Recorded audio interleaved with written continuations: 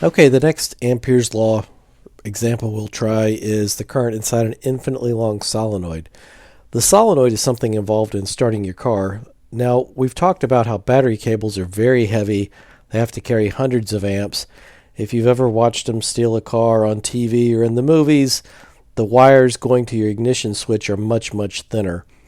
The key can't therefore just be a switch in a series circuit with itself and the battery and the starter, or the wire going to the key would have to be as big as the battery cables, and that would also be expensive. So, as far as we're concerned, a solenoid is just a coil of wire that carries a current. It's going to give us a large magnetic field inside, even though we only have a small current going through because we have so many turns of wire. Now, I'm going to show you a way that we could talk about a car starting system that I'm almost sure no car on earth uses, but it's the same idea. This solenoid is also known as a relay. If you have anything like the lights that you can turn on with the remote control, sometimes you hit them and you hear a little click when they come on. That's a relay. Let's imagine we have our solenoid here with these thin wires, like ignition wire, going to it, and there's a piece of iron sticking out of that solenoid. Now, when we turn this on and energize the solenoid and get a magnetic field, it will suck the iron into the solenoid. The iron is attached here to this big lump of copper, and we have this otherwise broken circuit of thick wire, and this spring is what's pulling the iron and the copper out of this solenoid. So the solenoid is able to overpower this spring when it turns on. It turns on, the magnetic field is established, it sucks in the iron. Now we close this circuit when the big chunk of wire goes up here, and now we can have a large current going through this wire. And then when we let go of the ignition, magnetic field dies, the spring pulls it back out and breaks that circuit. So what this lets us do is a little tiny current can control a very, very large current. This general idea of relays is actually pretty useful. Now, what does the field inside that solenoid look like? Well, what we could do is imagine cutting one in half lengthwise, and we would see a bunch of turns here where the current's coming, let's say, out of the page on top and into the page on the bottom. And we can make this black rectangle our Amperian loop.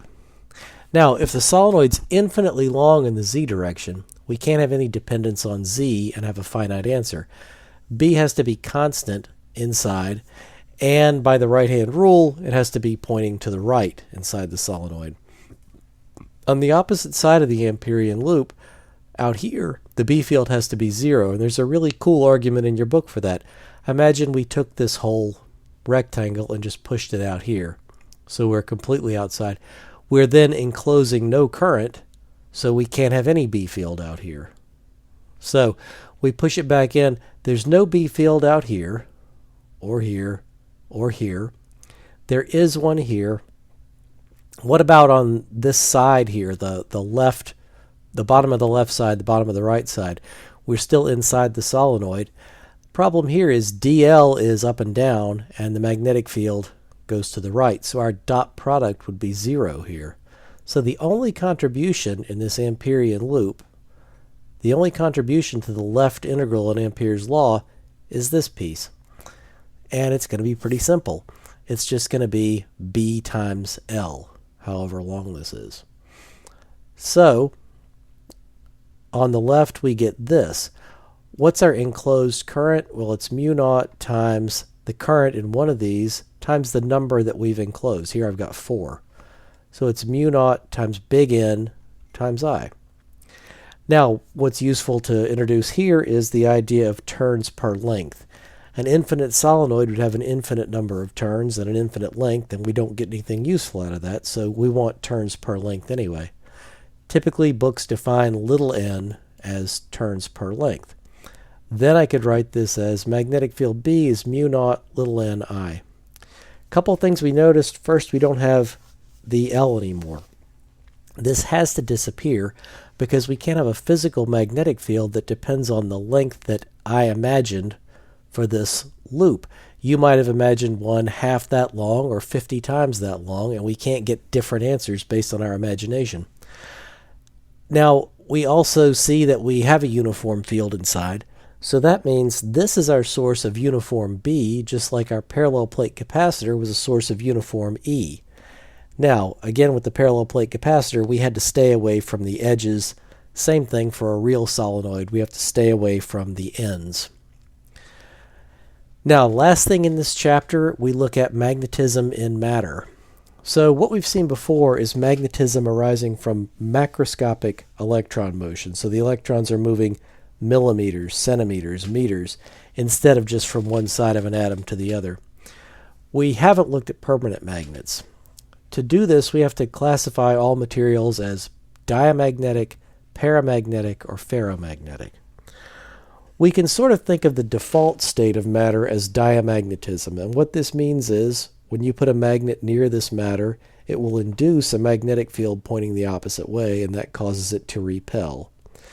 This is a very, very weak force in general. We can get an idea of how strong the interaction is by coming back to this permeability idea. Since, again, it's usually very close to the vacuum, it's convenient to define it as mu is 1 plus chi times mu naught.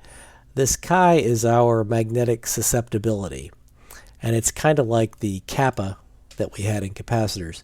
For a diamagnetic material, this will be negative, and it's usually smaller than 10 to the minus 6. So again, this is very, very close to a vacuum.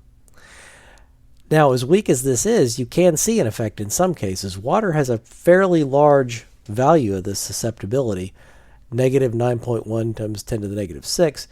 You can do a nice little experiment where you take a drinking straw and put a grape on each end, because grapes are mostly water, and you suspend it from like dental floss or something very thin at the center.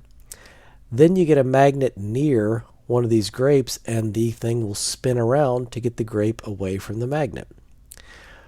Now, where does this magnetic behavior come from? You may remember electron shells or orbitals in chemistry, and you might have talked about things like N and L and M, where, the top row of the periodic table, hydrogen and helium, you have N equals 1, then you move down, N equals 2. You start to add these L and M things. L indicates the total orbital angular momentum of the electrons, and there's also a spin up and down that indicates the direction of that angular momentum.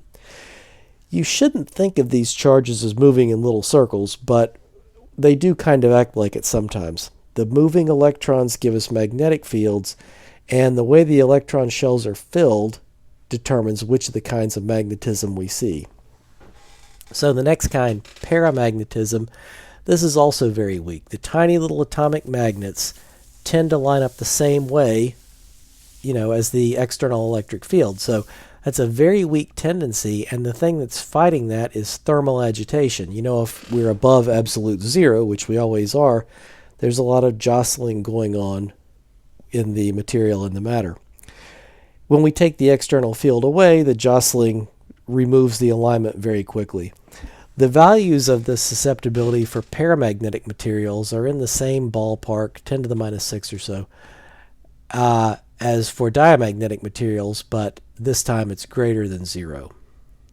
Now, ferromagnetism is a little more interesting. Here, the atomic dipoles are influenced very strongly by their neighbors, and within small regions, kind of like little states, these are called domains, and they all point the same way in one of those domains. You can see on the left what we call an unmagnetized system. It's really just magnetized a zillion different ways, and adding them all up, you get essentially nothing overall. On the right-hand side, if we put this in a magnetic field, what starts to happen is these things that were pointing in more or less the same direction as this field get expanded, and the ones that were pointing the wrong way get shrunk a little bit, and things get sort of twisted around. And what ends up happening is we start coercing these little tiny dipoles to point in the same direction as the external field as we make it stronger and stronger. Now, ferromagnets have this weird property called hysteresis, and what this means is their present state is affected by their history. So we have this complicated looking plot here, but this on the x-axis, this is our applied external field. And the y-axis is our total field in the material. So it's the combination of this external field and the material's response. We start off no external field, no total field. As we increase that external field, it's of course going to go up, but also the total field will go up as these things start lining up. When we reach this point up here at number 2, we have what's called saturation. That's when all these arrows are pointed up. The material is as magnetized as it can get.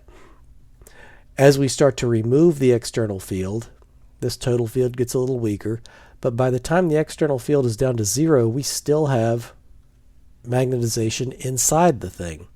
That's what makes these permanent magnets. We take away the field, we still have a magnetic field left behind.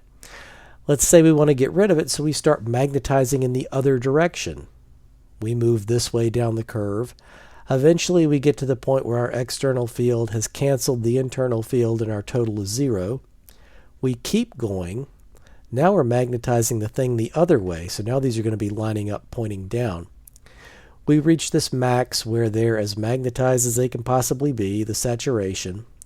Then we start turning the external field off. We're still left with a field when the external field is gone. We decide, all right, let's turn the external field back like it was in the beginning. We start lining them up the other way. At this point, the external field matches the internal field. We get nothing. We go back up here to saturation. This curve is our hysteresis curve, but the thing about it that we notice is every point on it, there's more than one y value for a given x value. For example, here at no external field, we have 3 different possible values of total field, or of field inside the magnet. So we can't say just by saying, oh, I've turned the external field off, that gives me no idea where I am here, what the field in the magnet is. Now, we could also ask, what could get rid of this magnetism except an external field? Shock will do it. So for example, if you have a screwdriver that got magnetized and you don't want it to be, you can throw it on the floor a few times, a hard floor, and you'll notice it's way less magnetic when you're done. Heat also works. As you increase the temperature, you increase the thermal agitation, and when you get above the Curie temperature, this is something that depends on what kind of magnet it is, the magnetic alignment will just completely disappear, and you're back to a plain piece of unmagnetized iron.